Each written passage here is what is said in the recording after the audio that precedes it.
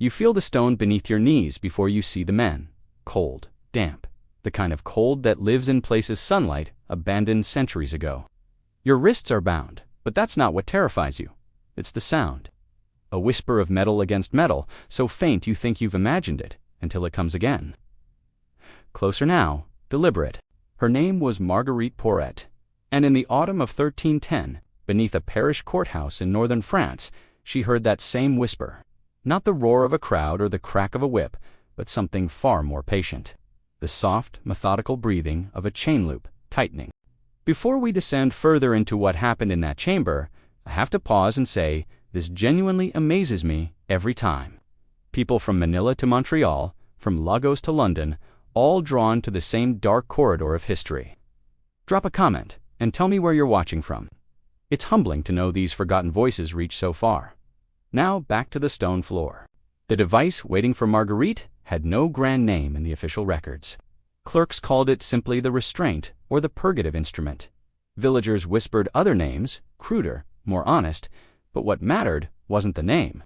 It was the function, a loop of heavy chain, a screw mechanism on the side, and the belief codified in legal doctrine and blessed by men in robes, that a woman's body could be corrected through slow, measured destruction. Marguerite's crime: she had written a book, The Mirror of Simple Souls, a theological text that argued the soul could commune directly with God, bypassing the Church's authority. Dangerous ideas, they said, heretical. But more than her words, it was her refusal that sealed her fate. When ordered to recant, when commanded to kneel and beg forgiveness, when given every opportunity to submit, she smiled and said no. That smile haunted the inquisitors more than any argument she'd written, so they brought her here. To this chamber, where disobedience was translated into flesh, where abstract crimes became tangible consequences, where the soft whisper of metal served as both warning and promise. But here's what the historical record buries beneath. Latin phrases and passive voice, the inquisitors were terrified of her. Not because she was physically dangerous, because she refused to perform the role they'd written for her, the hysterical woman, the broken penitent, the sobbing heretic begging for mercy. Marguerite entered that chamber with the same calm she'd carried through months of interrogation, and that calm shattered their script. The magistrate, a man named Guillaume de Paris, had overseen dozens of these examinations. He knew the rhythm: first, the display of instruments, then the slow explanation of what each could do, then the inevitable collapse, confession spilling out before metal ever touched skin. Fear was the true mechanism. The devices were merely stage props. But when he gestured to the chain loop resting on the wooden table, its links catching torchlight like a patient serpent, Marguerite didn't flinch. She looked at it the way a scholar examines a text, curious, analytical. "You understand what this will do?" Guillaume asked, his voice rehearsed with false gentleness. "I understand what you believe it will do," she replied. That distinction, so subtle, so precise, made the guards shift uncomfortably, because she'd just revealed the machinery beneath the morality. This wasn't about purification or correction. It was about breaking her certainty, about proving that the Church's power over flesh could overcome any conviction of the soul. Guillaume ordered her bound. Not roughly, never roughly. That was crucial. Violence would imply loss of control. This had to feel procedural, clinical, righteous.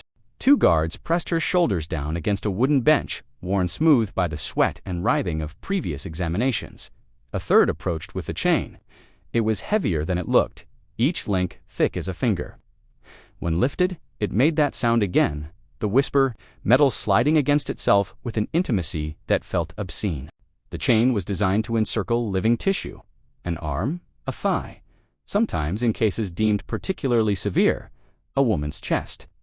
The screw mechanism allowed the loop to be tightened gradually, 1 turn per day, sometimes 2, never fast enough to tear, just enough to compress.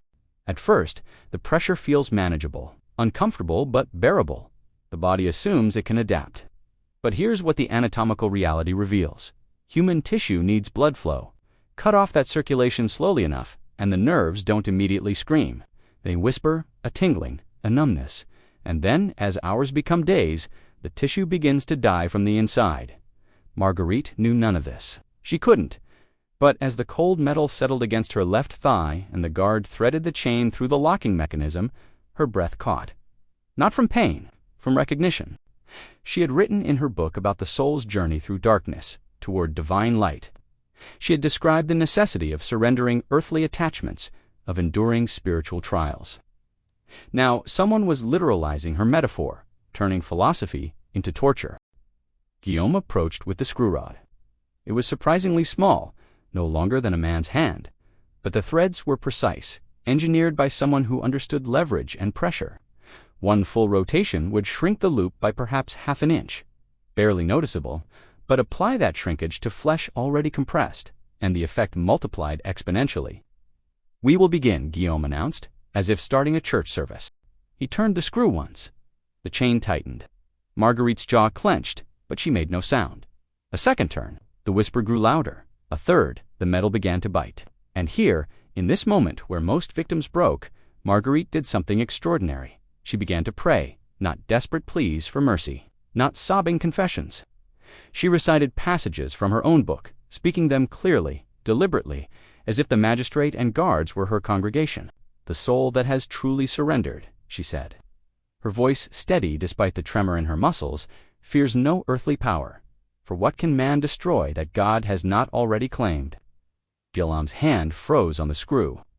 This wasn't supposed to happen. Pain was supposed to silence theology, not amplify it. The device was meant to strip away conviction, to reduce the human spirit to its most basic instinct, survival. But Marguerite was using the pain as proof, as evidence of her argument. Her body could be destroyed, but the ideas she carried, the certainty she embodied, remained untouched. The guards looked to Guillaume. He looked to the cleric standing in the corner, a thin man named Brother Laurent, who'd been taking notes. Everyone in the chamber understood that they'd lost control of the narrative. "Continue," Guillaume ordered, his voice harder now. They tightened the chain twice more before leaving her for the night.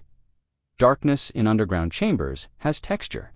It presses against the eyes like cloth, thick and alive. Marguerite lay on the stone bench, hands still bound behind her back, and felt the chain's presence more than its pressure. It had become a second heartbeat, a competing rhythm. Her pulse throbbed against the unyielding metal, creating a dialogue between living tissue and dead certainty. By the second night, she'd learned to read the whisper. Every shift of her weight, every expansion of breath, produced a slightly different tone.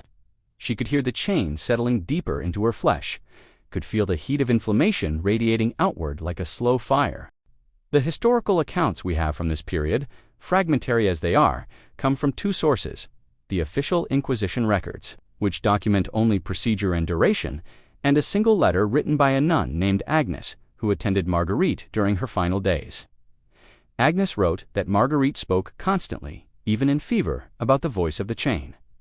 At first, Agnes thought it was delirium, but then she visited the chamber and heard it herself. That soft, metallic breathing that turned every movement into sound. Guillaume returned each morning at the same hour, accompanied by different witnesses. This was important.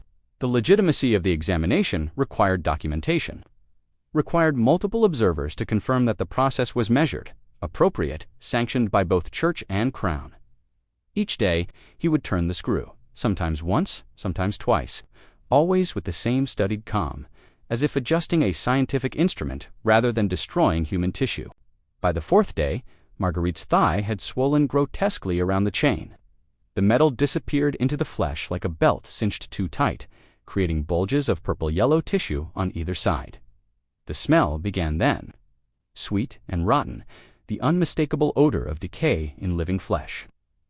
A younger guard vomited in the corner. Guillaume had him removed and never allowed him to return. Witnesses to these procedures had to maintain composure. Any visible revulsion suggested moral doubt, and moral doubt was contagious. But here's where the documented record reveals something crucial about the psychology of systemic cruelty. Guillaume began visiting less frequently. He claimed administrative duties. He sent subordinates to perform the daily tightening, because the device, once applied, required very little human involvement. It did its work regardless of attention, and that automation allowed everyone involved to diffuse responsibility. The guard who turned the screw was just following orders from the magistrate. The magistrate was following procedures from the Inquisition. The Inquisition was following doctrines from Rome, and Rome was following the will of God. An entire apparatus of violence, yet no single person to blame. Marguerite understood this. In her fevered moments, she spoke about it to Agnes. "They have built a machine," she whispered, her voice hoarse, "that allows them to murder without murderers." On the 7th day, the infection entered her bloodstream. Fever spiked. She drifted in and out of consciousness, her body fighting a war it could not win. The flesh around the chain had gone black in places, necrotic tissue that stank of death even as her heart continued to beat. Guillaume was summoned urgently, not out of mercy, but panic. If she died under examination before providing a confession, the entire process would be legally void. Worse, her death might be interpreted as martyrdom. A woman dying silently, refusing to recant despite unimaginable suffering, that was a dangerous story. Dangerous stories created saints. When he entered the chamber, Brother Laurent trailing behind with his eternal notebook. Guillaume found Marguerite awake and lucid. The fever had temporarily broken, giving her a final window of clarity. "Will you confess?" he asked. The question ritual by now. To what? Marguerite's voice was barely audible, but the words were precise. "To writing the truth as I understood it? Yes. To believing the soul's worth exceeds the Church's control? Yes. To choosing this, she glanced at the chain embedded in her rotting flesh, rather than deny what I know to be true. Yes."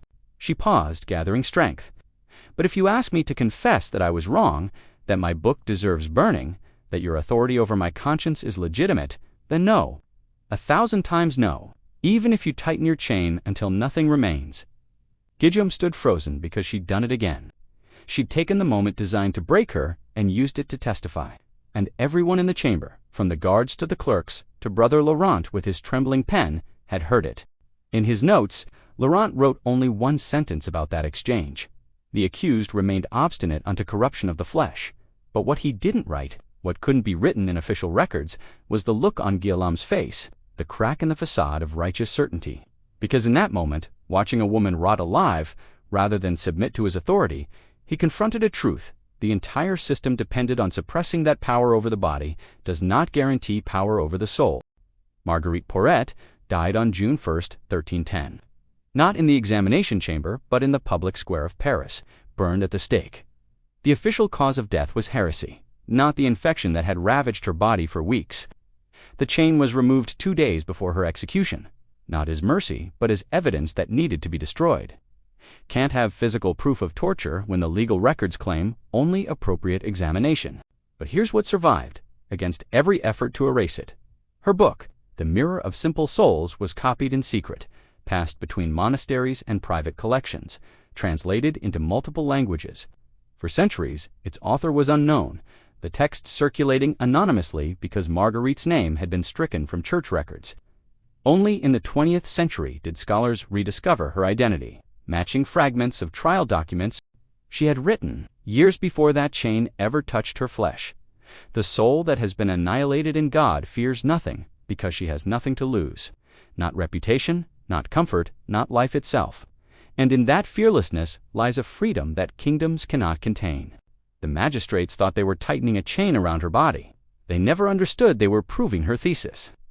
Agnes, the nun who attended Marguerite's final days, kept one artifact. She mentioned it only once in her private letters, discovered centuries later in a convent archive, a piece of the chain, a single link cleaned of blood and tissue, wrapped in cloth.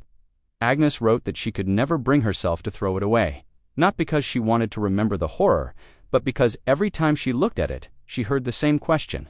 What truth am I too comfortable to defend? That question echoes across centuries, through different languages and contexts, wearing different faces, because the chain around Marguerite's flesh was just one version of an old mechanism.